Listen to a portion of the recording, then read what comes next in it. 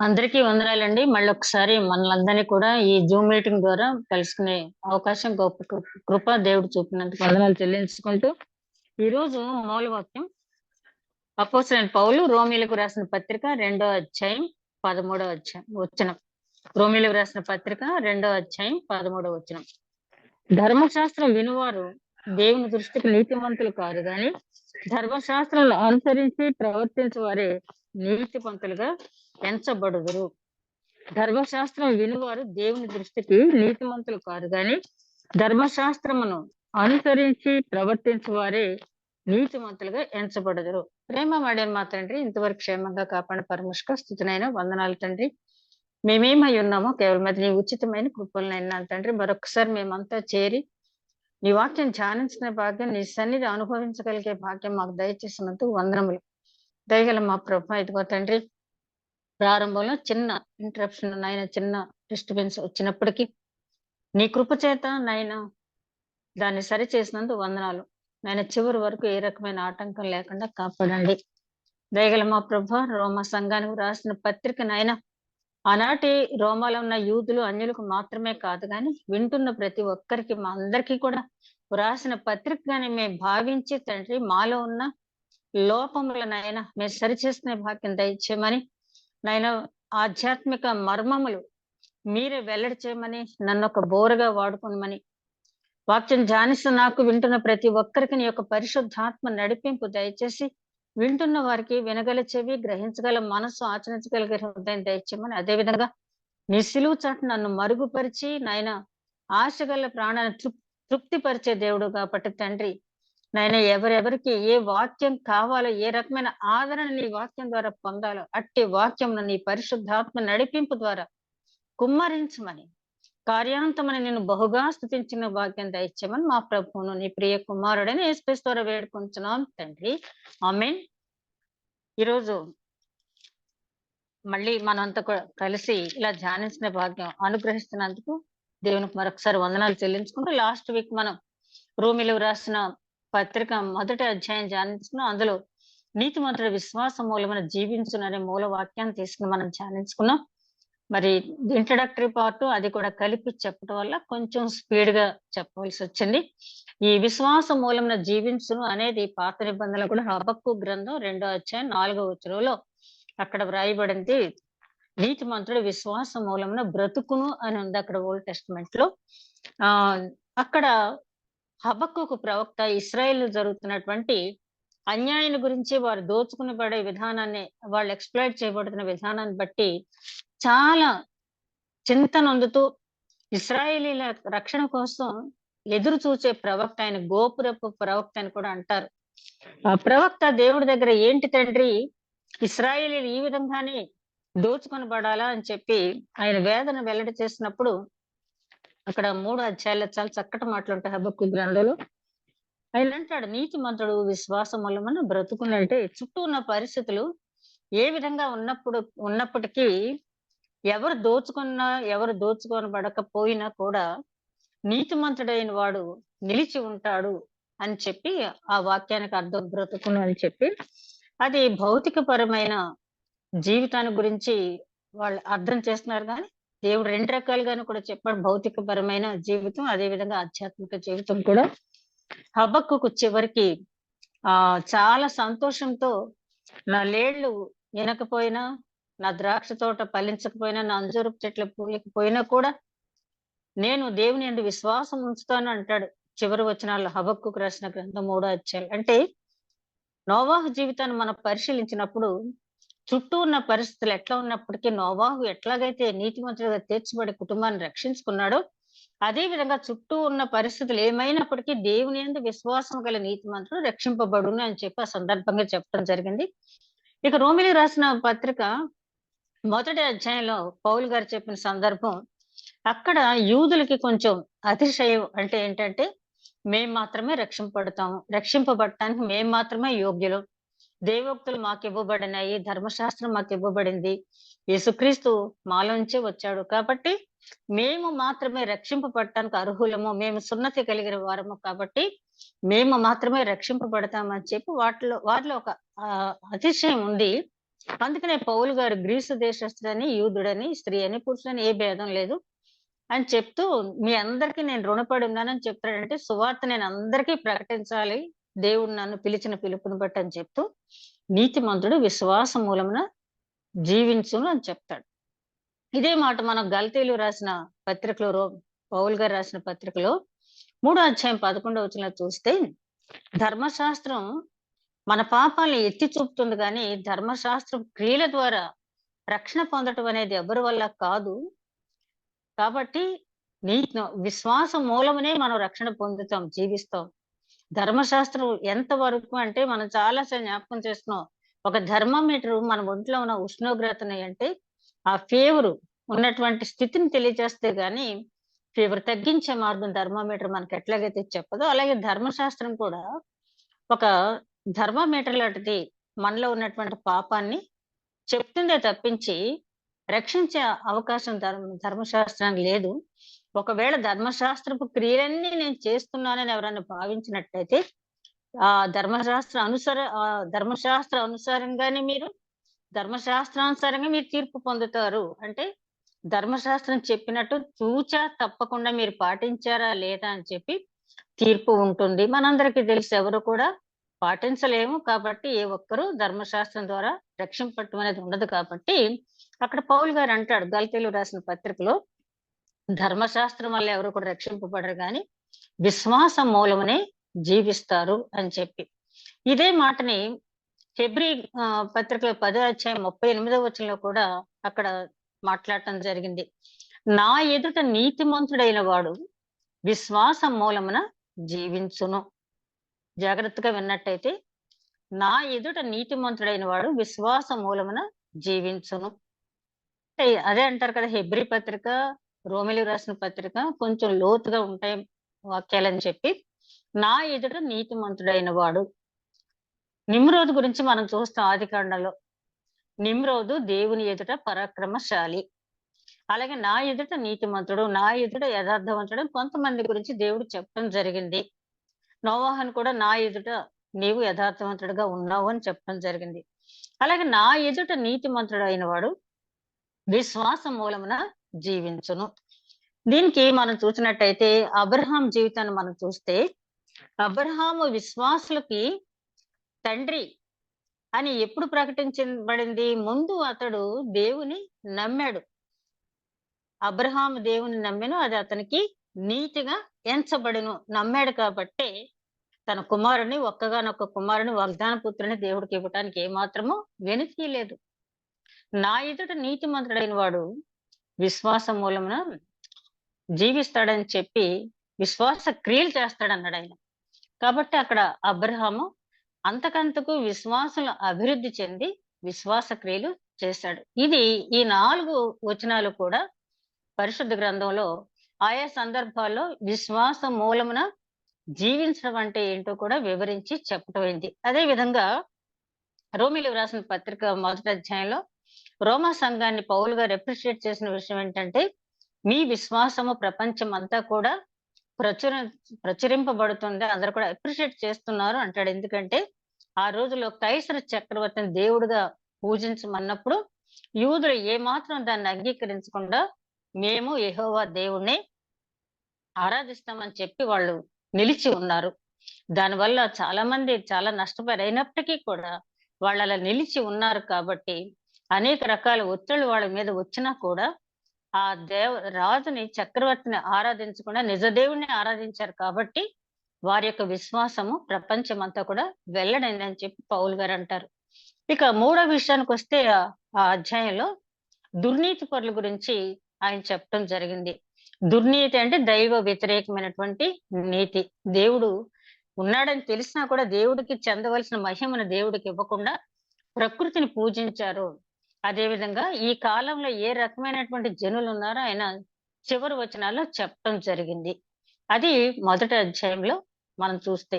తర్వాత ఇంకో ముఖ్యమైన విషయం ఏంటంటే రోమా సంఘాన్ని ఎవరు స్థాపించారో కూడా స్థాపకుని పేరు ఇంతవరకు మనకి తెలియదు. అయితే థియాలజికల్ ప్రొఫెసర్ చెప్పేది ఏంటంటే ఆ పెంతుకోస్తు పండగ రోజున 14 భాషలు మాట్లాడే వాళ్ళు అక్కడికి వచ్చారు. ఈవేళ మనది త్రిత్వ పండుగ కదా! ఆ పెంతుకోస్తు పండుగ లాస్ట్ వీక్ మనం జరిపించుకున్నాం. ఆ పెంతుకోస్తు పండుగ రోజున 14 భాషలు మాట్లాడే వాళ్ళొచ్చారు. అందులో రోమాలో ఉన్నటువంటి యూదులు కూడా అక్కడికి వెళ్లారు చాలా మంది. అందులో ఎవరో వచ్చి ఈ సంఘాన్ని స్థాపించారు. ఆ తర్వాత పేతురు గారు ఇక్కడ పనిచేస్తే అది వేరే సంగతి. కానీ పేతురు గారు మాత్రం ఈ సంఘాన్ని స్థాపించలేదు. అందరూ ఒక అభిప్రాయానికొచ్చిందేంటంటే, ఆ పెంతెకోస్తు పండుగ రోజున అటెండ్ అయినటువంటి రోమా పట్టణానికి చెందిన వారు ఈ సంఘాన్ని స్థాపించారని. ఇక రెండో అధ్యాయానికొస్తే, ఇక్కడ 2 పార్ట్‌లు మనం చూస్తే, 1 వచనం నుంచి 16 వచనం వరకు కూడా రాబోయే దేవుని తీర్పు ఎట్లా ఉంటుంది అనేది 1-16 వచనాల వరకు పౌలు గారు చెప్పడం జరిగింది. ఇక 17వ వచనం నుంచి 29వ వచనం వరకు చెప్పిందేంటంటే, యూదులు కూడా పాపంలోనే ఉన్నారు. ఎందుకు చెప్పాల్సొచ్చిందో పౌలు గారు మనం చూద్దాం. ఆయనంటాడు మొదటి వచనంలో, "నీవు తీర్పు తీర్చడానికి నువ్వు ప్రయత్నించవద్దు. ఎదుటి వారికి తీర్పు తీస్తే నీవు చాలా ఇబ్బందిలో పడతావు. నీకేదో తెలుసు, నేను న్యాయాన్ని చెప్తున్నాను కాబట్టి నన్ను మించిన వాళ్ళు లేరు అని చెప్పి నువ్వు అనుకున్నట్టయితే నువ్వు చాలా ఇబ్బందిలో పడతావని చెప్పి హెచ్చరించడం జరిగింది. 1వ వచనం చూస్తే 2వ అధ్యాయం. కాబట్టి తీర్పు తీర్చు మనుషుడా, నీవెవడవైనా సరే నిరుత్తరుడివై ఉన్నావు. దేని విషయంలో ఎదుటి వానికి తీర్పు తీర్చుచున్నావో దాని విషయంలో నీవే నేరస్తుడవని తీర్పు తీర్చుకుంటున్నావు. ఏలయనగా తీర్పు తీర్చు నీవును అట్టి కార్యములని చేయుచున్నావు. చాలా స్పెసిఫిక్‌గా మనకు తెలుసు కదా! మత్తయి సువార్తలో యేసుక్రీస్తు గారు స్వయంగా చెప్పిన మాట, "నువ్వు ఎదుటి వాని కంట్లో నలుసుందని నువ్వు చెప్పేటప్పుడు, నీ కంట్లో ఆల్రెడీ ఒక దూలం ఉంది. దాన్ని తీసుకోముందు. అప్పుడు తేటగా కనపడుతుంది." అదే విధంగా ఎదుటి వాని వైపు ఒక్క వేలు నువ్వు చూపిస్తే 4 వేలు నీ వైపు చూపిస్తున్నాయంటే, ఎదుటి వాళ్ళలో నువ్వు తప్పు వెదకటానికి ప్రయత్నిస్తే నీలో 4 తప్పులు నీకు కనపడతాయి చూసుకుంటే. అంతా పరీక్ష చేసుకుంటే. లేదు నేనంతా బానే ఉన్నాను అనుకుంటే దానికి ఎవరు ఏమి చెప్పలేరు. కాబట్టి ఇక్కడ పౌలు గారు ఏమంటున్నారంటే, "నువ్వెప్పుడు కూడా తీర్పు తీర్చడానికి ప్రయత్నించవద్దు. తీర్పు తీర్చడానికి ప్రయత్నించినట్టయితే నీకు నీవే అన్యాయం చేసుకుంటున్నావు. ఎందుకంటే నువ్వు కూడా ఆ తప్పే చేస్తున్నావు." ఇక రెండో వచనంలో నుంచి మనం గమనించినట్టయితే 16 వచనం వరకు ఉన్న వాటిలో స్థూలంగా మనం చూస్తే తీర్పు ఏ విధంగా ఉంటుంది? దేవుని తీర్పు ఏ విధంగా ఉంటుందని పౌలు గారు 7 అంశాలు ప్రస్తావించడం జరిగింది. తర్వాత వచనం వెంబడి వచనం మనం తర్వాత ధ్యానిద్దాం. ముందు ఆ 7 అంశాలేంటంటే, తీర్పు గురించి 7 సంగతులు. తీర్పు వాస్తవాలపై ఆధారపడి ఉంటుంది. అంటే ఎవరో చెప్పిన రికమెండేషన్స్ కాదు గానీ, ఇర్మియా గ్రంథంలో ఆయన ఏమంటాడు? "నీ హృదయం మీద నీ జీవితాన్ని నేను చదువుతాను. అంతరంగాలను సహా పరిశీలించి, శోధించి తీర్పు చెప్పే దేవుడు" అంటాడు ఇర్మియా గ్రంథంలో. కాబట్టి ఎవరు చెప్పక్కర్లేదు. మన గురించి మనం కూడా చెప్పుకోక్కర్లేదు. ఆ తీర్పు సింహాసనం ముందు మనం నిలబడినప్పుడు వాస్తవాలు ఏంటి అనేది దేవుడికి తెలుసు. ఆ వాస్తవాల మీదే ఆధారపడే తీర్పు అనేది ఉంటుంది. రెండోది చూస్తే న్యాయసమ్మతమైన తీర్పు. ఎప్పుడు కూడా దేవుడిచ్చే తీర్పు చాలా న్యాయసమ్మతంగా ఉంటుంది. 5వ వచనంలో చూస్తే. మరి దావీదు మహారాజు అంటాడు కదా! "ఆజ్ఞ ఇచ్చినప్పుడు నీవు నీతిమంతుడిగా కనపడతావు నాకు." అంటే నేను తప్పు చేసినప్పుడు నీవు శిక్ష విధించినా కూడా "నువ్వు నాకు నీతిమంతుడిగా కనపడతావు దేవా" అని చెప్పి ఎంత చక్కగా దావీదు మహారాజు అంటాడు. "ఆజ్ఞ ఇచ్చినప్పుడు నీవు నాకు నీతిమంతుడిగా కనపడతావు." అదే విధంగా మనుషుని మనుషులు నిజంగా చేసిన పాపాలపై తీర్పు ఉంటుంది. అంతే తప్పించి ఏదోలే చూడటానికి పెద్ద ఇదిగా లేరు. వీళ్ళ మీద గట్టిగా తీసుకోలే యాక్షన్, లేకపోతే వీళ్ళని వదిలేద్దాం అన్నట్టు ఉండదు గానీ, నిజంగా చేసిన పాపాలను బట్టి. అందుకనే కొరింథీయులకు రాసిన 2వ పత్రిక 5వ అధ్యాయం 10వ వచనంలో పౌలు గారు అంటారు కదా! మన దేహంతో చేసిన క్రియలు అవి మంచివైనను సరే, చెడ్డవైనను సరే తీర్పులోకి తేబడతాయి. ఆ మంచి, చెడ్డ క్రియలు 2 కూడా అక్కడ పరిశీలింపబడతాయి. కాబట్టి మంచి క్రియలు ఎక్కువ చేశారు, చెడ్డ క్రియలు తక్కువ చేశారు కాబట్టి తీర్పు ఇంకో రకంగా ఉంటదని మాత్రం మనం భావించక్కర్లేదు. ఒక్క ఆజ్ఞ తప్పిపోయినా కూడా మనం తీర్పుకు నిలబడవలసిన వారమే. ఎప్పుడు? దేవుని కృప మనం పొందకపోతే. నాలుగోది చూస్తే అందులో పక్షపాతం ఉండదు. యూదుడని, గ్రీసు దేశస్థుడని స్త్రీ అని, పురుషుడని, లేకపోతే ఆ జాతివాడని, ఈ జాతివాడని, ఆ దేశస్తుడని, ఈ దేశస్తుడని, బంధువని, స్నేహితుడని, శత్రువని ఏ రకమైన పక్షపాతము ఉండదు. ఆ తీర్పు సింహాసనం ముందు నిలబడినప్పుడు ఒక వ్యక్తి అంతే. ఆ వ్యక్తి చేసిన పాపాల మీద తీర్పు అనేది ఉంటుంది. తర్వాత ఐదో విషయానికొస్తే పౌలు శుభవార్త ప్రకారం ఉంటుంది. పౌలు అంటున్నాడు నా శుభవార్త ప్రకారం. అంటే నా శుభవార్త అంటే అక్కడ ఆయన ఏదో హెచ్చించుకుంటున్నాడని మాత్రం మనం అనుకోక్కర్లేదు. అంటే పౌలు గారు చెప్పిన సువార్త మనందరికీ తెలుసు కాబట్టి, ఆ రోమా సంఘానికి తెలుసు కాబట్టి ఆయన అంత ధైర్యంగా నేను చెప్పిన శుభవార్తను బట్టి. ఏంటి ఆయన చెప్పిన శుభవార్త అంటే, మీరు తర్వాత చూడండి కొరింథీయులకు రాసిన మొదటి పత్రిక 15 అధ్యాయం ప్రారంభం నుంచి 7 వచనాల వరకు చూస్తే, అక్కడ పౌలు గారు చెప్తాడు నేను చెప్పిన శుభవార్త యేసుక్రీస్తు మన కోసం మృతి పొంది సమాధి చేయబడిననియు, మృతుల్లో నుండి దేవుడు ఆయనను లేపిననియు నేను చెప్పినటువంటి సువార్త. పునరుత్థానం గురించి చెప్పాను. ఆ పునరుత్థానం తర్వాత ఆయన 40 దినాలు ఎంతో మందికి దర్శన భాగ్యం అనుగ్రహించాడు. మొదట కేఫాకు కనిపించాడు, తర్వాత ఇతర శిష్యులకు కనిపించాడు. ఆ తర్వాత 11 సార్లు 500 మందికి పైగా ఆయన కనిపించడం జరిగింది అని చెప్తాడు కొరింథీయులకు రాసిన మొదటి పత్రిక 15 అధ్యాయంలో. అది ఆయన చెప్పింది. అలాగే గలతీయులకు రాసిన పత్రిక మొదటి అధ్యాయంలో ఆయన ఏమంటాడంటే, గలతీయులు శుభవార్తను విడిచిపెట్టి వారు వేరే రకంగా మారటానికి కొంత అలసత్వంలో ఉన్నప్పుడు పౌలు గారు అంటారు, ఇంత త్వరగా మీరు మారిపోతారని అనుకోలేదు. ఓ గలతీయులారా, ఆత్మీయంగా మీ జీవితాన్ని ప్రారంభించి శరీర సంబంధంగా ముగిస్తారా? ఏదైనా కూడా శరీర సంబంధంగా జీవితం ప్రారంభించి ఆత్మ సంబంధంగా ముగింపు అనేది క్రైస్తవు నుంచి దేవుడు కోరుకుంటున్నది. కానీ మీరు రివర్స్ అయ్యారు. ఏంటంటే మొదట్లో చాలా ఆధ్యాత్మికంగా మీరు ప్రయాణం మొదలు పెట్టారు. కానీ వచ్చే కొద్దీ శరీర సంబంధంగా మీరు ప్రయాణం చేస్తున్నారు. ఇది నాకు నచ్చలేదని చెప్పి ఆయన ఏమంటాడంటే, ఎవరు మిమ్మల్ని ఇలా పాడు చేశారు? ఎవరో వచ్చేదో చెప్తే మిమ్మల్ని నమ్మని ఎవరు చెప్పారు? మేము చెప్పిన సువార్త పరలోకం నుంచి వచ్చి చెప్పే దేవదూతలైనా, నేనైనా, మరొకళ్ళైనా, నేనొచ్చి మళ్ళీ అది కాదు ఇదని చెప్పినా నమ్మొద్దు. దేవదూతలు వచ్చి చెప్పినా నమ్మొద్దు. ఎవరు వచ్చి చెప్పినా నమ్మొద్దు. ఆ సువార్తకి ఒకటి కలపటం గాని, తీసివేయటం గాని మీరు చేయవద్దు అని చెప్తాడు. అది ఆయన చెప్పిన సువార్త. అదే అలాగే అపోస్తల కార్యాల గ్రంథం 20 అధ్యాయంలో మనం ధ్యానించుకున్నాం కదా. మిలేతులో పెద్దల్ని పిలిచి ఆయన మాట్లాడతాడు. చాలా ఉంటది అక్కడ పెద్దలతో మాట్లాడేది. చివరికి ఆయన ఒక మాట ఉపయోగిస్తాడు. అక్కడ ఏంటంటే కృపా సువార్త. ఈ మాట పౌలు గారు మాత్రమే పరిశుద్ధ గ్రంథంలో వాడటం జరిగింది. కృపా సువార్త అంటే పౌలు గారు ఏం చెప్పాడు? దేవుని కృపను గురించి ఎక్కువ చెప్పాడు ఆయన. దేవుని కృపను గురించి ఎక్కువ చెప్పడం జరిగింది. కాబట్టి ఆయన కృపా సువార్తను అక్కడ మెన్షన్ చేయటం అనేది జరిగింది. అందుకే పౌలు గారు ఏమంటున్నారంటే, మీకు నేను ఏది మరుగు చేయలేదు. క్రీస్తు గురించి మొత్తం చెప్పాను. కాబట్టి మీరు విని దాన్ని అనుసరించి ప్రవర్తించడం మీదే మీకు జరిగే తీర్పు అనేది ఉంటుంది. ఆ తీర్పు అంటే నా సువార్త అంటే అక్కడ పౌలు గారు రాసిందని కాదు. నేను ఏదైతే మీకు ఉపదేశించానో అని అక్కడ అర్థం. దీనికి కూడా వేరే వేరే అర్థాలు తీసేవాళ్ళు కూడా ఉంటారు కదా. అలాగే ఆరోది చూస్తే రహస్య పాపాలను బట్టి జరుగుతుంది. ఆయన అంటాడు కదా దావీదు సంకీర్తన 139 వచనంలో, నేను సముద్ర గర్భంలోకి వెళ్ళినా నీవు అక్కడ ఉన్నావు, ఆకాశంకి ఇక్కడ అక్కడ ఉన్నావు, తలంపు నా దగ్గరికి ఇంకా పుట్టక ముందే అది నీకు తెలుస్తుంది అని చెప్పి. కాబట్టి ఆయనకు మరుగైనది ఏది కూడా లేదు. ఈ సృష్టికర్తకు మరుగైనది ఏది లేదు. కాబట్టి రహస్య పాపాలను కూడా దేవుడు విచారిస్తాడు. చివరి చూస్తే యేసుక్రీస్తు ద్వారా ఆ తీర్పు జరుగుతుంది. ఇది చాలా ముఖ్యమైనటువంటి పాయింట్. ఎందుకంటే ఇప్పటికి చాలా కొన్ని సంఘాలు ఇంకా క్రీస్తును దేవుడిగా అంగీకరించినటువంటి సంఘాలు ఉన్నారు. దుర్బోధలు, తప్పుబోధలు చేసేవాళ్ళు ఉన్నారు. వాళ్ళు ముఖ్యంగా గమనించాల్సింది ఏంటంటే ఆ తీర్పు అనేది ఆయన ద్వారానే జరుగుతుంది. యేసుక్రీస్తును మొదట పంపించినప్పుడు ఆయన సువార్త ప్రకటించి మన పాపముల నిమిత్తం అర్పింపబడటానికి ఆయన పంపించాడు. కానీ తర్వాత యూదా గోత్రపు సింహంగా రెండవ రాకడలో వచ్చేటప్పుడు ఆయన తీర్పు అనేది ఆయన ద్వారానే జరుగుద్దని చెప్పి చాలా స్పష్టంగా పౌలు గారు చెప్తూ ఉన్నారు.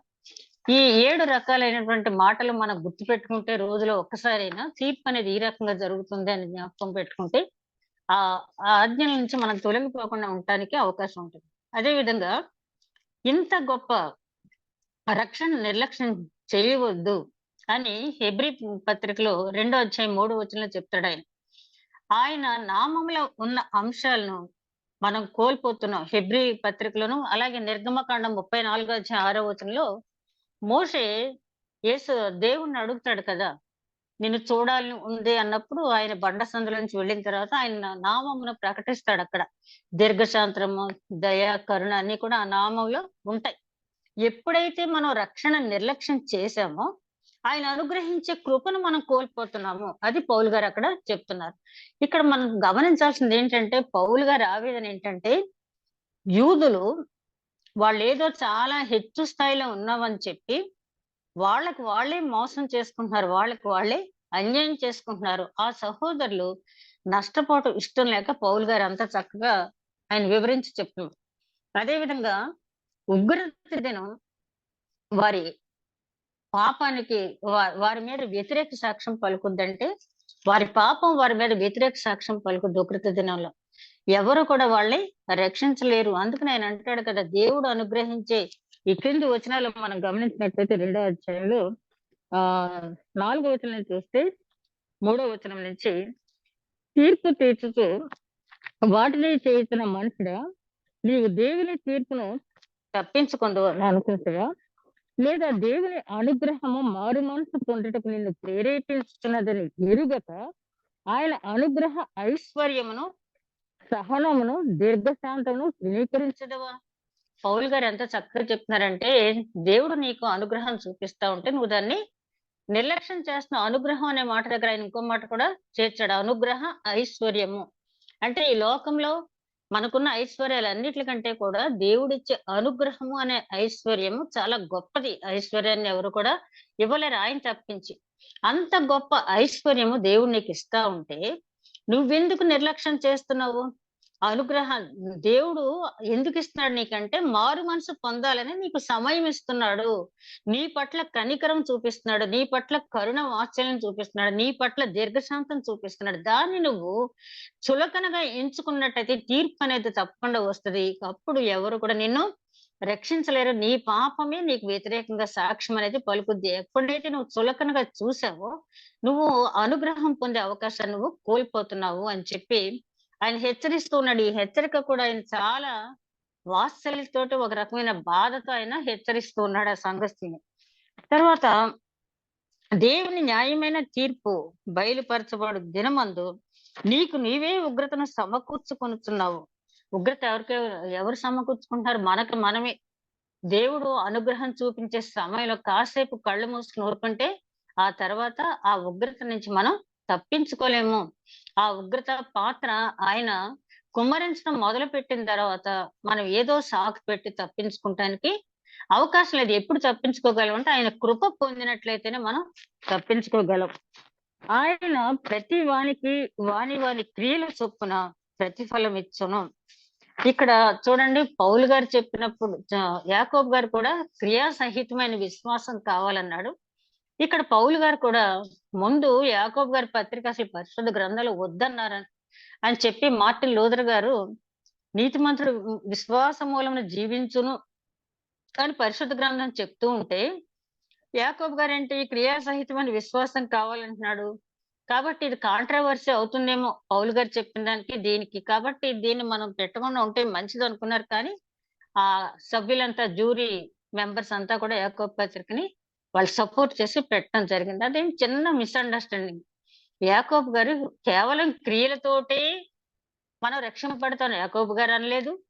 కేవలము బ్లైండ్ ఫెయిత్‌తో రక్షింపబడతాం పౌలు గారు కూడా అనలేదు. ఇద్దరు చెప్పింది ఒకటే. మంచి క్రియలు మనం చెయ్యాలి.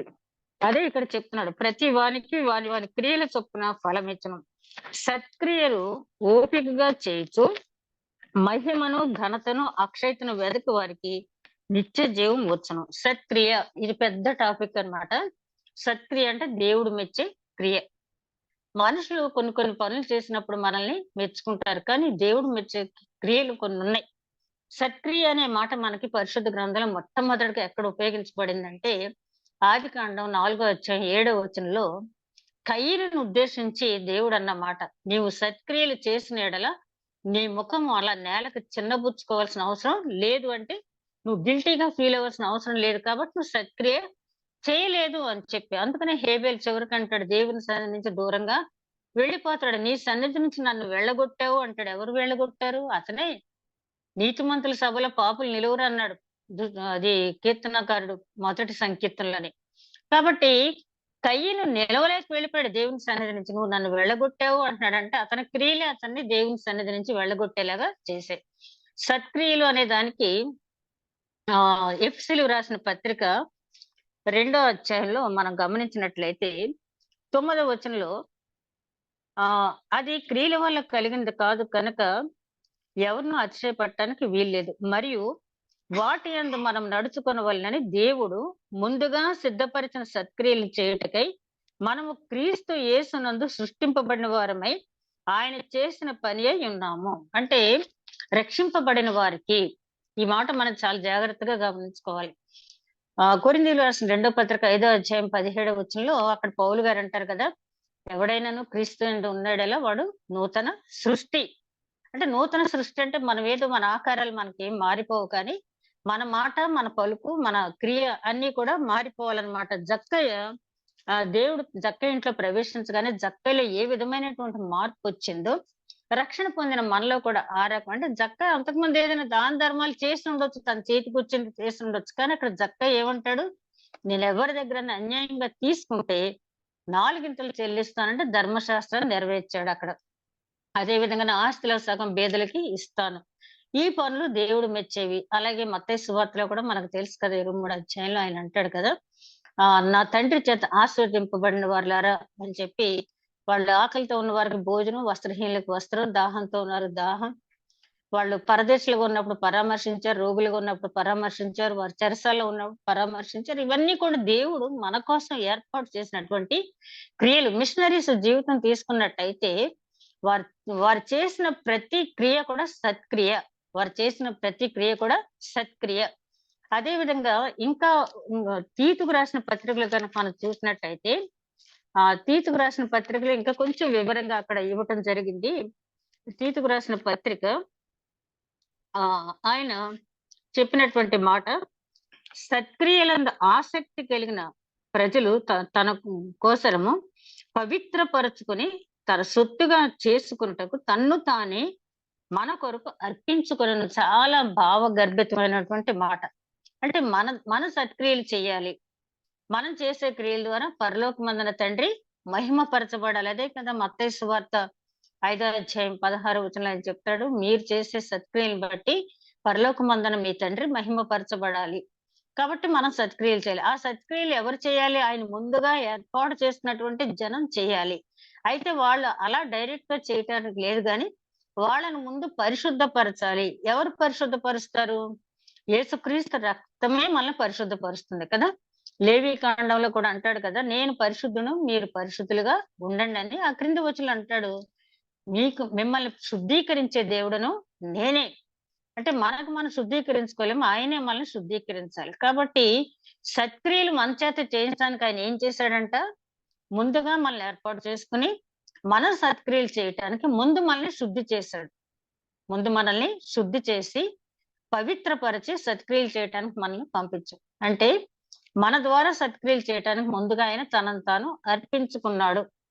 ఆ దేవుని మిషనరీస్ వచ్చారు. మరి భారతదేశంలో వాళ్ళు చేసిన సర్వీస్ అనేది ఒక్కొక్క మిషనరీ జీవిత చరిత్ర చదువుతున్నప్పుడు ఏంటి, ఎందుకు ఇలాగా? మొన్న మధ్య గ్రాహం సేన్స్ గారి భార్య అంటుందంట, ఆస్ట్రేలియా వెళ్ళిన వాళ్ళతో, నాకు మళ్ళీ ఇండియా వచ్చి వాళ్ళ మధ్య, ఆ కుష్ఠరోగుల మధ్య సేవ చేయాలి, నా భర్త ఆశ నెరవేర్చాలి అంటుందంట. ఆమె సజీవంగా ఉన్న తన భర్తని బిడ్డల్ని కూడా సజీవ దహనంలో కోల్పోయినప్పటికీ కూడా ఇంకా చెయ్యాలి అనే, అది సత్క్రియ అంటే. ఇంకా చాలా ఉన్నాయి సత్క్రియల గురించి చెప్పాలంటే, అది పెద్ద టాపిక్ కాబట్టి. అదే విధంగా ఇక్కడ తీతుకు రాసిన పత్రికలోని 3వ అధ్యాయం 8వ వచనంలో, దేవుని యందు విశ్వాసం ఉంచిన వారు సత్క్రియను శ్రద్ధగా చేయటం యందు మనస్సు ఉంచినట్లు నీవి సంగతులను గురించి తెలుసుకో. తీర్తో చెప్తున్నాడు ఆయన ఏంటంటే, నువ్వు నిజంగా విశ్వాసం అయితే, దేవుని యందు నువ్వు విశ్వాసం కలిగిన వాడువైతే, నువ్వు దేవుడు ఏ క్రియలనైతే ఏర్పాటు చేసి, ఏ క్రియలైతే నువ్వు చేయాలని ఆశించాడో ఆ క్రియలు చేయటానికి నువ్వు ఆసక్తి కలిగి ఉండాలి. అదే విధంగా 14వ వచనంలో చూస్తే అంటాడు, మన వారిను నిష్ఫలం కాకుల నిమిత్తము అవసరమును బట్టి సమయోచితముగా సత్క్రియలను శ్రద్ధగా చేటుకు నేర్చుకొనగలను. ఇంగ్లీష్ వెర్షన్ లో అయితే ఏముందంటే యూస్ఫుల్ వర్క్ అంటే పక్క మన సహోదరుడికి ఏదైతే అవసరమో, అవసరం లేనిది ఇవ్వటం కాదు గాని, మన దగ్గర ఉన్నది ఇవ్వటం కాదు గాని, మన సహోదరుడికి ఏదైతే అవసరమో అది ఇవ్వటం సత్క్రియ. గుడ్ సమరటన్ స్టోరీ మనం చూసినప్పుడు, ఆ ఇలస్ట్రేషన్ మనం చూసినప్పుడు ఆహ్, ఆ సమరటానికి ఆ ద్రాక్షారసం కావాలి, నూనె కావాలి, ధనం కూడా కావాలి తనకి.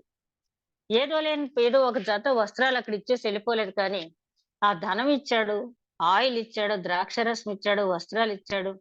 ఇంకా ఏమైనా కావాలంటే నేను వచ్చిన తర్వాత ఇస్తానని పూచి ఇచ్చాడు వాళ్ళకి.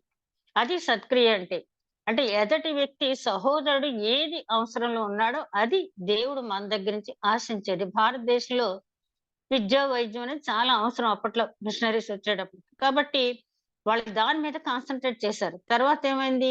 బ్రిటన్ వాళ్ళు ఏం చేశారంటే మనకి అదే డ్రైనేజ్ సిస్టమ్ పెట్టాలి. అండర్ గ్రౌండ్ డ్రైనేజ్ సిస్టమ్ పెట్టాలి అనుకున్నారు. దానికి ఫండ్స్ ఇచ్చారు. అలాగా వాళ్ళు ఏ దేశంలో అయినా సరే అక్కడ వాళ్ళకి ఏది అవసరమో అది చేయటం అనేది సత్క్రియ. అంతేగాని నా ఇష్టం వచ్చింది చేస్తాను కదా! దేవుని మనసుతో నీ సహోదరుడికి ఏది కావాలో అది చేయటం అనేది సత్క్రియ. అందుకని ఆయన అంటాడు, మీరు సత్క్రియను చేస్తూ మహిమను, ఘనతను, అక్షయతను వెతుకుతూ ఉండాలంట. అంటే మీరు చేసే క్రియ ద్వారా దేవుడు మహిమపరచబడాలి. దేవుడి ద్వారా మీరు ఘనపరచబడాలి. ఇతడు నా ప్రియ కుమారుడు. ఈయన యందు నేను ఆనందిస్తున్నాను అంటాడు యేసుక్రీస్తు గురించి దేవుడు. ఎందుకంటే ఆయన చేయబోయే క్రియలు ఆయనకు తెలుసు కాబట్టి. అలాగా ఆ ఘనతను మనం వెతకాలి. అక్షయతను వెతకాలి అంటే ఎంతసేపు భౌతికపరమైన జీవితం కాకుండా, ఈ క్షయమైన జీవితాన్ని కాకుండా అక్షయమైన జీవితం అంటే ఎటర్నల్ లైఫ్ సత్క్రియలు చేస్తూ మనం దేనికి చేయాలంటే మనం నిత్య జీవ ప్రవేశాన్ని ఆశించి, ఆ నిత్య జీవ ప్రవేశానికి ఏమైతే దేవుడు మనల్ని చేయమన్నాడో ఆ క్రియలు మనం చేయాలి. అవి సత్క్రియలు. సత్క్రియలు మీద చెప్పాలంటే దగ్గర దగ్గర ఎప్పుడైనా అవకాశం వస్తే దాన్ని ఒక టాపిక్ గా చెప్పాలి. నేను కేవలం ఇంట్రొడక్షన్ పార్ట్ మాత్రం చెప్పాను. ఈ సత్క్రియ అంటే దేవుడు మెచ్చే క్రియ. హెబెలు, కయీను ఇద్దరు కూడా అర్పించారు. మరి ఎందుకు కయీనుది ఆయన అంగీకరించలేదు? ఆ సత్క్రియ ఎందుకు అవ్వలేదంటే దేవుడు తన హృదయాన్ని చూశాడు. కయీను హృదయాన్ని చూశాడు. కాబట్టి అది అంటే నీ హృదయంలో ఏ ఆలోచనతో నువ్వు ఆ పని చేస్తున్నావో, దేవుని మనసుతో చేస్తున్నావా? ప్రజల్ని మెప్పించని చేస్తున్నావా? లేకపోతే నీకేదో అవార్డులు వస్తున్నాయని చేస్తున్నావా? అది దేవుడు చూస్తాడనమాట. అది కాదు నువ్వు చూడాల్సిందేంటంటే, దేవుని మహిమపరిచే విధంగా నీ పనులుండాలి. అది ఘనత చేకూర్చే ఒక క్రైస్తవుడుగా క్రైస్తవత్వానికి ఘనత చేకూర్చే విధంగా ఉండాలి. ఈ లోక సంబంధంగా కాకుండా పర సంబంధంగా నీ ఆలోచన ఉండాలి. అది సత్క్రియ అంటే. అదే విధంగా సత్క్రియను ఓపికగా చేస్తూ మహిమ, ఘనతను, అక్షయతను వెదకువారు నిత్య జీవం. అయితే భేదములు పుట్టించి సత్యమును లోబడక దుర్నీతిని లోబడి వారి మీదకి దేవుని ఉగ్రతయు రౌద్రము వచ్చును. దుష్కార్యము చేయు ప్రతి మనుషుని ఆత్మకు మొదటి యూదునికి గ్రీసు దేశస్థునికి శ్రమయు వేదనయు కలుగును. ఇది మనకు తెలిసిందే. ఆ దుర్నీతి అంటే దైవ నీతికి వ్యతిరేకమైన నీతి ఏదైతే ఉందో, అంటే దేవుని యందు అవిశ్వాసం కలిగి ఉండటమే. పూర్తిగా దేవుడు ఉన్నాడని మనకు తెలుసు. రోమిలు రాసిన పత్రిక మొదటి అధ్యాయంలో ఆయన అదే కదా చెప్పింది. వాళ్ళ దేవుడి గురించి తెలుసు. కానీ ఎందుకు దేవుడిని అంగీకరించలేదంటే ఆజ్ఞలు అనుసరించడం అనేది వాళ్ళకి కష్టంగా ఉంది కాబట్టి దేవుని పక్కకు పెట్టేశారు. దేవుడి గురించి తెలిసి కూడా నీతిమంతుడుగా నువ్వు మారకుండా నీ ఇష్టానుసారంగా నడవటమే దుర్నీతి. ఆ దుర్నీతికి తగిన ప్రతిఫలం నువ్వు చివరన అనుభవిస్తాయి. అందులో ఏ మాత్రము తేడా లేదు.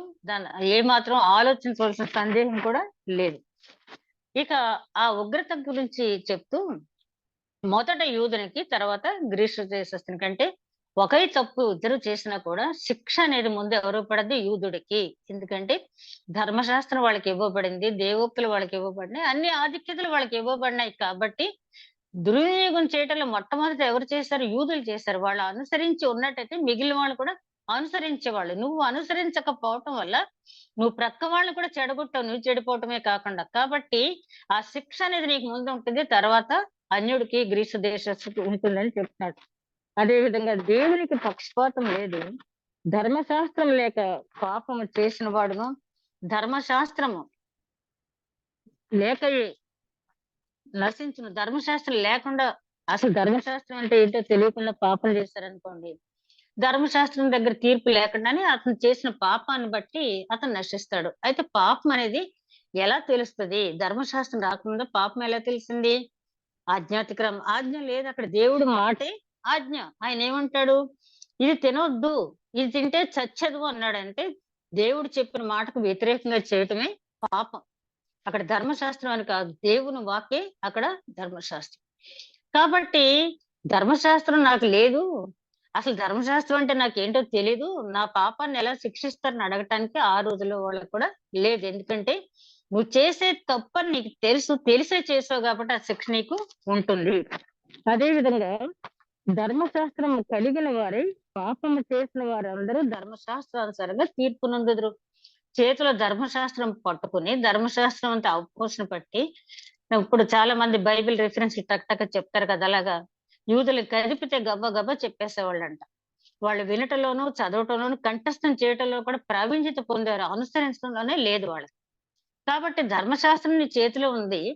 నా చేతిలో ధర్మశాస్త్రం ఉంది కాబట్టి నాకు తీర్పు లేదు అని నువ్వు అనుకోవద్దు. నీ చేతిలో ధర్మశాస్త్రం ఉంటే దానివల్ల ప్రయోజనం ఏమి లేదు. దాన్ని అనుసరించాలి. అందుకంటే ధర్మశాస్త్రం వినివారు దేవుని దృష్టికి నీతిమంతులు కారు గాని ధర్మశాస్త్రం అనుసరించి ప్రవర్తించు వారే నీతిమంతులుగా ఎంచబడుతుంది. చాలా ముఖ్యమైనటువంటి మాట. ధర్మశాస్త్రం అన్న దగ్గర మనం ఇప్పుడు పరిశుద్ధ గ్రంథం అని పెట్టుకుందాం. చాలా మంది తీసుకెళ్లి చేతిలో ఎప్పుడు బైబిల్ మోసుకుంటూనే తిరుగుతారు. అదే విధంగా ఏదైనా ఒక అబద్ధం చెప్పేటప్పుడు మాత్రం ఆ బైబిల్ పక్కన పెట్టేసి అబద్ధం చెప్పి మళ్ళీ చేతితో పట్టుకుంటారు. అది సరైన పద్ధతి కాదు. అందుకనే అంతరంగంలో ఉండాలంటున్నాడు. ధర్మశాస్త్రం ఏది ఎక్కడ ఉండాలి? నీ చేతిలో కాదు, పరిశుద్ధ గ్రంథం నీ చేతిలో. కొంతమంది అయితేనేమో తల కింద పెట్టుకుంటారు నిద్రపోయేటప్పుడు. తల కింద పెట్టుకుంటే ఏ దెయ్యాలు నా దగ్గర రావని అదొక నమ్మకం కొంతమందికి. కానీ అసలు నీ హృదయంలో ధర్మశాస్త్రం ఉంటే, నీ హృదయంలో పరిశుద్ధ గ్రంథ వాక్యం ఉంటే, యేసుక్రీస్తు ఏది చేత్తో పట్టుకున్నాడు ఆయన? ఏమీ పట్టుకోలేదు. దేవుని వాక్కుతో అపవాదిని వెళ్ళగొట్టాడు. సాతానా నా దగ్గర నుంచి పో అని చెప్పి. అదే ధైర్యం మనకు కూడా ఉంటుంది ఎప్పుడంటే దాన్ని అనుసరించి మనం నడుచుకునేటప్పుడు. అందుకని పౌలు గారు ఈ మాట నొక్కి నొక్కి ఎవరో చెప్పినారంటే యూదులకి. ఎందుకంటే వాళ్ళలో ఒక అహం ఉందని చెప్పాను కదా, అతిశయం ఉందని చెప్పాను కదా. ధర్మశాస్త్రం మాకుంది, దేవుడు మాకు ఇచ్చాడు కాబట్టి మేము ధర్మశాస్త్రాన్ని కలిగి ఉన్నాం కాబట్టి మాకు తీర్పు అనేది ఉండదు అని వాళ్ళ నమ్మకం. కాబట్టి పౌలు గారు చాలా స్పష్టంగా చెప్తున్నారు, నీ దగ్గర ధర్మశాస్త్రం ఉండటం కాదబ్బాయి, ఆ ధర్మశాస్త్రాన్ని అనుసరించి ప్రవర్తించాలి. అనుసరించి ప్రవర్తించాలంటే ఇతరులకు తెలియాలి. నీ ప్రవర్తన చూసి ధర్మశాస్త్రాన్ని అనుసరించి ప్రవర్తిస్తున్నాడని, పరిశుద్ధ గ్రంథాన్ని అనుసరించి ప్రవర్తిస్తున్నాడని ఇతరులు నీ గురించి సాక్ష్యం చెప్పాలి. మార్టిన్ లూథర్ గారు ఒకసారి రోమాపట్నం వెళ్ళినప్పుడంట, ఆయన ఇప్పటి నుంచి అనుకున్నాడంట, ఆ రోమా నగరం వెళ్ళిన తర్వాత పీట చర్చికి మోకాళ్ళ మీద ఎక్కి వెళ్ళాలని చెప్పి. సరే ఆయన రోమా మహానగరానికి వెళ్ళిన తర్వాత ఆ మహానగర వైభవం చూసి మనసులోనే ముందు దేవుడికి కృతజ్ఞత చెప్పాడు. చాలా ఆనందంగా ఫీల్ అయ్యి ఆ స్టెప్స్ ఎక్కుతున్నాడు ఆయన. ఎక్కుతూ కొన్ని మెట్లు ఎక్కిన తర్వాత, ఇదేంటి నేనంతా చదివి ఇలా చేస్తున్నానంటే, నేను నీతిమంతుడు విశ్వాసములను జీవించును అంతే తప్పించి మెట్లు ఎక్కడం వల్ల, కొండ ఎక్కడం వల్ల, తలనీలాలు సమర్పించడం వల్ల, మరేదో ఆచారాలు చేయటం వల్ల మరి నీతిమంతుడుగా నేను తీర్చబడను కదా అని చెప్పి ఆయన మామూలుగా నడిచి వెళ్ళిపోయారంట.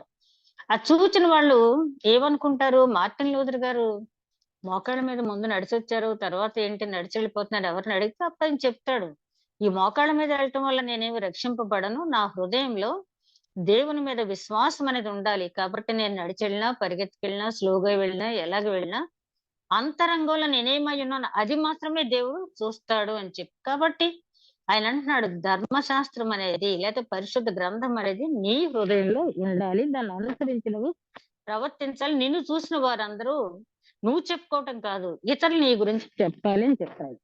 అదే విధంగా ధర్మశాస్త్రం లేని అన్ని జనులు స్వాభావిక ధర్మశాస్త్ర సంబంధమైన క్రియలు చేసిన ఎడల వారు ధర్మశాస్త్రం లేని వారైనను తమకు తామే ధర్మశాస్త్రం అయినట్టున్నారు. చూడండి, ఇది మనందరికి తెలిసింది. ఇప్పుడు అబ్రహాం దగ్గరికి వచ్చేటప్పటికి ధర్మశాస్త్రం లేదు, కానీ ఆయన ఎలా నీతిమంతుడయ్యాడు? ఆయనే ధర్మశాస్త్రం అయినట్టు ప్రవర్తించాడు. అంటే ఏది మంచి ఏది చెడు, దేవుని దృష్టిలో ఏది మంచి ఏది చెడు అని ఆలోచించాడు, చేశాడు. కాబట్టి దేవుని దృష్టిలో నీతిమంతుడయ్యాడు. ధర్మశాస్త్రం చదివి నీతిమంతుడు అవ్వలేదు కానీ దేవుని దేవుని మనస్సు ఎరిగి, దేవుని చిత్తం ఎరిగి, దేవుని చిత్తానుసారంగా నడుచుకోవటం వల్ల నీతిమంతుడయ్యాడు. అందుకే పౌలు గారు చెప్పిన ధర్మశాస్త్రం లేకపోయినా తామే ధర్మశాస్త్రం అయినట్టు ప్రవర్తించిన వారు రక్షింపబడతారు. నోవాహు కూడా అంతే కదా. ధర్మశాస్త్రం ఉందా? ఇంకేమన్నా 10 ఆజ్ఞలు తెలుసా? దేవుడు నోవాహు నువ్వు ఓడ నిర్మించు అన్నాడు. అదేంటి ప్రభా, వర్షం లేదు ఏమీ లేదు, ఓడ ఏంటని చెప్పి అనలేదు. దేవుడు చెప్పిన పని వెంటనే చేశాడు. అతనే ధర్మశాస్త్రం అయినట్టు ప్రవర్తించాడు. అదే విధంగా మనస్సాక్షి కూడా సాక్ష్యమిచ్చు వారికి గురించి అట్టి వారి మనస్సాక్షి కూడా సాక్ష్యమిచ్చుచుండగను వారి తలంపులు ఒకదాని మీద ఒకటి తప్పు మోపుచు లేక తప్పు లేదని చెప్పుచు ఉండగను ధర్మశాస్త్రానుసారము తమ హృదయములందు వ్రాయబడినట్టు చూపుతున్నారు. వీళ్ళు ఏంటంటే మనసాక్షిని ఆధారం చేసుకుంటారు. దేవుని దృష్టిలో నేను చేసేది తప్ప రైటా అని చెప్పి. అందుకనే పౌలు గారు అపోస్తల కార్యాల గ్రంథం 23వ అధ్యాయంలో తర్వాత 26వ అధ్యాయంలో కూడా నేను మంచి మనసాక్షి కలిగిన వాడై నడుచుకుంటుని, ధర్మశాస్త్రం అని కాదు, లేకపోతే క్రీస్తుని అంగీకరించక ముందు కూడా నేను తప్పేమీ చేయలేదు. నా మనసాక్షికి తగినట్టుగా చేశాను. అయితే ఆ మనసాక్షి ఆయన మోసం చేసింది ఎలాగా? నువ్వు యూదుడు కాబట్టి నువ్వు సంఘాలను పాడు చేయి, క్రీస్తుని అంగీకరించిన వాడిని హింస పెట్టు అని చెప్పి ఒక్కొక్కసారి మన మనసాక్షి కూడా మనల్ని తప్పుదోవని చూపిస్తుంది. నిర్మలమైన మనసాక్షి కలిగి నేను జీవించాను అన్నాడు. అదే విషయాన్ని పిలిపిలు రాసిన పత్రిక, ఇతర పత్రికలు కూడా ఆయన వివరిస్తాడు. నేను ఎంతసేపు కూడా ధర్మశాస్త్రం నెరవేర్చడంలో అనింజుడనయ్యాను అనుకున్నాను, కానీ అది నాకు నిత్య జీవం తీసుకెళ్ళడానికి ఉపయోగపడదని తర్వాత తెలుసుకున్నాను అని చెప్పి అంటాడు. ఇక్కడ అంటున్న మాట కూడా ఏంటంటే ధర్మశాస్త్రం లేకపోయినా కూడా మనసాక్షిని అనుసరించి జీవించే వారికి తీర్పు వేరే ఉంటుందని. అదే విధంగా దేవుడు నా సువార్త ప్రకారం యేసుక్రీస్తు ద్వారా మనుషుల రహస్యములు విమర్శించే దినమందు ఇలాగూ జరుగును. ఇక్కడ వరకు మనం 16 వచ్చిన వరకు మనం చదివిన ఇందాక 7 పాయింట్లు నేను చెప్పాను కదా, తీర్పు ఎలా జరుగుద్దని. ఆ తీర్పు నుంచి తప్పించుకోవటానికి మనం ఎదుటి వాళ్ళకి తీర్పు తీర్చే కంటే ఎప్పటికప్పుడు వాక్యానుసారంగా మనల్ని మనం పరీక్షించుకోవాలి. సత్క్రియలు ఓపికగా చేస్తూ ఘనత, మహిమ, అక్షయతను వెదకాలి. అలా వెతికే వారికి దేవుడు ఏమిస్తాడంటే మహిమ తిరిగి ఆయన ఇస్తాడు. మనకు మహిమ ఎలా ఇచ్చాడు? స్టెఫను మరణించినప్పుడు యేసుక్రీస్తు నిలబడి ఆహ్వానించాడు. అది ఘనత అంటే. అలాగా ఆ ఘనత ఇస్తాడు, ఆ మహిమ ప్రవేశం ఇస్తాడు, అంత మాత్రంగా సమాధానం ఇస్తాడు. ఎందుకంటే ఏ మానవుడు కూడా దేవుని ఎదుట సమాధాన పడలేని స్థితి పాపంలో పడిపోయాడు. కాబట్టి మనం ఎప్పుడైతే ఈ సత్క్రియలు చేస్తూ దేవుని చిత్తానుసారంగా జీవించామో ఆ సమాధాన స్థితిలో దేవునితో మనం సమానమైనటువంటి అక్కడ ఆ ధన్యకరమైన జీవితం అంటే దేవునితో కలిసి నివసించే భాగ్యం దేవుడు అనుగ్రహిస్తాడు. ఇవన్నీ ఎప్పుడు జరుగుతాయంటే నువ్వు ధర్మశాస్త్రము లేకపోతే పరిశుద్ధ గ్రంథాల మాటలు వినటం వల్ల మాత్రం కాదు. నీకు మంచి క్రియలు చెయ్యాలి అని నీ మనసులో ఉంటే దేవుడే నిన్ను శుద్ధీకరిస్తాడు. యెషయా గ్రంథం 6వ అధ్యాయంలో యెషయా అంటాడు కదా, అయ్యో అపవిత్రమైన పెదవులు గలవాడను, అపవిత్రమైన పెదవులు గల జనం మధ్య నిలబడ్డానే నేను పాపాత్మునే అంటాడు. అప్పుడు ఆ సిరిపులో ఉన్న అతను అది సిరుపు తీసుకొచ్చి ఆ నిప్పు కణకు తీసుకొచ్చిన పెదవులకు అంటించి నీవు పవిత్రుడు అయ్యావు అని చెప్పిన తర్వాత ఆయన అదంతా మనకు తెలుసు ప్రకటిస్తానికి వెళ్ళిపోతాడు. ఇక 17వ వచనం చూస్తే మన అందరికీ అర్థమయ్యేది. ఇది పెద్ద మనం వివరించుకోక్కర్లేదు. నువ్వు యూదుడు అని పేరు పెట్టుకుని ధర్మశాస్త్రమును అతిక్రమించి దేవుని యందు అతిశయపడుతున్నావు కావా? ఆయన చిత్తం మేరకు ధర్మశాస్త్ర ఉపదేశం పొందిన వాడవై శ్రేష్టమైన వాటిని మెచ్చుకుంటున్నావు కావా? జ్ఞాన సత్య స్వరూపమైన ధర్మశాస్త్రం గలవాడయండి నేను గుడ్డివారికి త్రోవ చూపుదును, చీకట్లో ఉండే వారికి నీ వెలుగును, బుద్ధిహీనులకు శిక్షకులను, బాలులకు ఉపాధ్యాయులై ఉన్నాను. నీ అంతటి నీవే ధైర్యం వహించుకున్నావు కావా?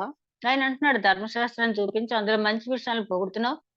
జ్ఞాన సత్య స్వరూపము ధర్మశాస్త్రం ఎంత చక్కటి మాడతాడు అక్కడ పౌలు గారు వివరించారంటే జ్ఞాన సత్య స్వరూపం, దైవ సంబంధమైన జ్ఞానం ఉంది, దేవుని గురించి సమాచారం ఉంది. అట్లాంటి ధర్మశాస్త్రం నీ దగ్గర పెట్టుకుని దాన్ని నువ్వు అవగాహన చేసుకుని ఆచరించకుండా నేనేదో అందరికీ బుద్ధి చెప్పడానికి తగిన వాడని, నాలో తప్పేమీ లేదు, నేను ఒక ఉపాధ్యాయులాటండి అని చెప్తున్నాడు.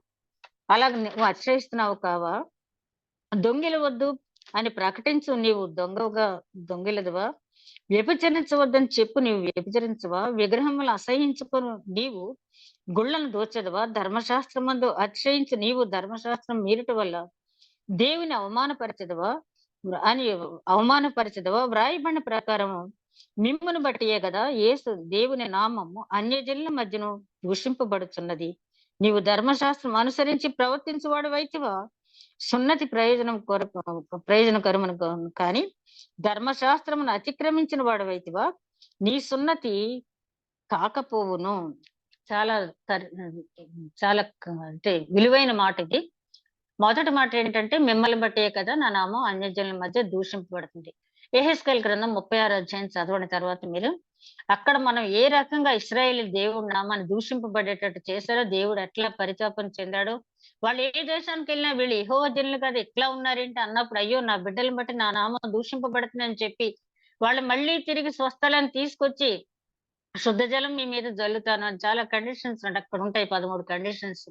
ఆ రకంగా మిమ్మల్ని శుద్ధి చేసిన ఆత్మను మీలో ఉంచుతాను, అప్పుడు మీరు పరిశుద్ధ జనాంగం అవుతారు. నా నామం పరిశుద్ధత మళ్ళీ తిరిగి అంటే ఎప్పుడు ఆయన నామం పరిశుద్ధమైంది, కానీ అన్యజనుల మధ్య ఆ నామాన్ని ఎవరు ఆ పరిశుద్ధతను పోగొట్టారంటే ఇశ్రాయేలీయులు. వేళ మనం కూడా అనేక సందర్భాల్లో పోగొడుతున్నాం. అదే అంటున్నాడు అక్కడ. అదే విధంగా సున్నతి అనేది కేవలము హృదయానికి సంబంధించింది, అంతేగాని అది శరీర సంబంధమైనది కాదు. దానివల్ల ఏమి కూడా ప్రయోజనం లేదు. నువ్వు సున్నతి పొంది ధర్మశాస్త్రం నీ చేతిలో పెట్టుకొని అటు ధర్మశాస్త్రాన్ని అనుసరించగా దేవుడు ఏర్పాటు చేసిన సత్క్రియలను చేయక, నేను సున్నతి పొందాను, నా దగ్గర ధర్మశాస్త్రం ఉంది, లేకపోతే నా దగ్గర పరిశుద్ధ గ్రంథం ఉంది అని చెప్పుకోవటం వల్ల, నేను బాప్తిసం పొందానని చెప్పుకోవటం వల్ల ఏ మాత్రమూ ప్రయోజనం లేదు. నీ హృదయంలో సున్నతి అనేది ఉండాలి.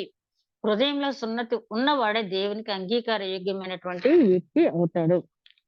మరియు స్వభావం బట్టి సున్నతి లేనివాడు ధర్మశాస్త్రం నెరవేర్చిన ఎడల అక్షరము సున్నతియు గలవాడవై ధర్మశాస్త్రం అతిక్రమించు నీకు తీర్పు తీర్చడా? బాహ్యమునకు యూదుడైన వాడు యూదుడు కాదు, శరీరమందు బాహ్యమైన సున్నతి కాదు, అయితే అంతరంగమందు యూదుడైన వాడే యూదుడు. మరియు సున్నతి హృదయ సంబంధమైనదై ఆత్మయందు జరుగునది, కానీ అక్షరం వల్ల కలుగునది కాదు. అట్టి వారికి మెప్పు మనుషుల వల్ల కలుగును, దేవుని వల్లనే మనుషుల వల్ల కలుగదు, దేవుని వల్లనే కలుగును. అంటే మన హృదయంలో సున్నతి ఉండి దైవ చిత్తానుసారంగా మనం నడుచుకునేటప్పుడు కొన్నిసార్లు మనుషులకు మనం వ్యతిరేకం అవుతాం, కానీ ఎవరికి దగ్గర అవుతాం మనం? దేవునికి దగ్గర అవుతాం. పేతురు గారు రాసిన పత్రికలు అదే అంటారు. మీరు మంచిగా దేవుణ్ణి అనుసరించి నడిచేటప్పుడు చాలా మందికి మీరు దూరం అవుతారు. యేసుక్రీస్తు కూడా చెప్పింది అదే కదా, మహాసభలకు మిమ్మల్ని ఈడ్చుకెళ్తారు మీరు నీతిగా జీవించడం. లోకంలో మనం చూస్తే రకరకాలైన హ్యాబిట్స్ ఉండి పాడైపోయేవాడి గురించి ఎవరు పట్టించుకోరు, కానీ అతను మారు మనసు పొంది బైబిల్ పట్టుకుని వెళ్తా ఉంటే ఎన్నో కామెంట్స్ చేస్తారు కదా. అయినప్పటికీ వాటిని మనం లెక్క పెట్టుకోగలం, ఎందుకంటే దేవునికి దగ్గరగా మనం వెళ్తాం. ఈ అధ్యాయంలో చాలా ప్రాముఖ్యమైన అంశం ఏంటంటే 16వ వచనం వరకు ఉన్నది ఏంటంటే, అక్కడ ఆయన చెప్పదలుచుకున్నది తీర్పు అనేది ఏ విధంగా జరుగుద్ది అనేది ఆ 16వ వచనం వరకు చెప్పారు. తీర్పు అందరికీ ఒక్కలాగానే జరుగుద్ది. ఇక 17వ వచనం 29వ వచనం వరకు పౌలు గారు చెప్పింది ఏంటంటే, యూదులు కూడా పాపంలో ఉన్నారు. నువ్వు యూదుడు అని గర్విస్తున్నావేమో, ఆ తీర్పు దగ్గరికి వచ్చేటప్పుడు యూదుడు అనే సర్టిఫికెట్ మాత్రం పనికిరాదు. యూదుడు అనేవాడు కేవలం ధర్మశాస్త్రం కలిగి ఉన్నవాడు, సున్నతి కలిగి ఉన్నవాడు మాత్రం క్వాలిఫికేషన్ కాదు నీకు. అది నీ హృదయంలో సున్నతి ఉన్నప్పుడు మాత్రమే నీ యూదుడుగా పరిగణించబడతావు. యూదుడు అనేది కూడా చాలా పెద్ద సబ్జెక్టు. అది బబులోను చెర తర్వాత ఎవరెవరు యూదులుగా పరిగణించబడ్డానికి కూడా చాలా సబ్జెక్ట్ అది. మనం సూక్ష్మంగా చూడాలంటే యూదుడు అంటే దేవుని ఆజ్ఞల హృదయంలో ఉంచుకొని ఆజ్ఞానుసారంగా నడుచుకున్నవాడు నిజమైన యూదుడు, నిజమైన క్రైస్తవుడు. అట్లాంటి జీవితం అనుగ్రహింపబడాలని విశ్వాసమును కృప ద్వారా మీరు రక్షింపబడితే కాబట్టి ముందుగా ఏర్పాటు చేసిన సత్క్రియలు చేయండి అని ఎఫెసీయులకు రాసిన పత్రికలో చెప్పినట్టు, అదే విధంగా తీతు గారు రాసిన పత్రికలో మిమ్మల్ని ఆ సత్క్రియలు మీతో చేయించడానికి, దేవుడు మిమ్మల్ని శుద్ధీకరించడానికి ఆయన తనను తాను అర్పించుకున్నాడు, విలువైన త్యాగం చేశాడు. ఆ రక్త ప్రోక్షణ ద్వారా, రక్తం చిందించడం ద్వారా మిమ్మల్ని పరిశుద్ధులు చేసి ఆయన ఏం అడుగుతున్నాడంటే, మిమ్మల్ని శుద్ధీకరించాను కాబట్టి మీరు సత్క్రియలు చేయండి, మహిమ ఘనత అక్షయతను వెదకండి, అప్పుడు నేను మీకు మహిమ ఘనత సమాధానం ఇస్తాను అంటున్నాడు. గొప్ప వాగ్దానం చేసిన దేవుడు నమ్మదగిన దేవుడు కాబట్టి ఆ విధమైన జీవితాన్ని మాకు కలిగి ఉందాం అని మనసులో అనుకున్నా కూడా ఆచరణలోకి వచ్చినప్పుడు అనేక అవరోధాలు లోకంలో ఉంటున్నా ఒకటి ఎదురవుతాయి. కాబట్టి ప్రతి విషయంలో దేవుడు నానుకుని, ప్రభువా నాకు ఈ అవరోధాలు తొలగించు, నువ్వు వచ్చే రాకడ సమయం దగ్గర అయింది, నేను పూర్తిగా నీ రూపంలో మార్చబడటానికి నా పట్ల నీ కృప చూపించి నీవే నన్ను నడిపించు తండ్రి అని మన జీవితాన్ని ఆయన చిత్తానికి అప్పగించుకున్నట్టయితే తప్పకుండా మన మొర ఆలకించి నడిపించే దేవుడు. అట్టి నడిపింపు దేవుడు మనకి అనుగ్రహించును గాక. దయగల మా ప్రభువు విత్తబడిన వాక్యం నూరంతలుగా ఫలించే భాగ్యం దయచేయమని, ఏ రకమైన ఆటంకం లేకుండా నడిపించినందుకు మరొకసారి వందనాలు చెల్లించుకుంటూ మా ప్రభువును నీ ప్రియ కుమారుడని యేసుక్రీస్తు ద్వారా వేడుకొంచున్నాం తండ్రి. ఆమేన్.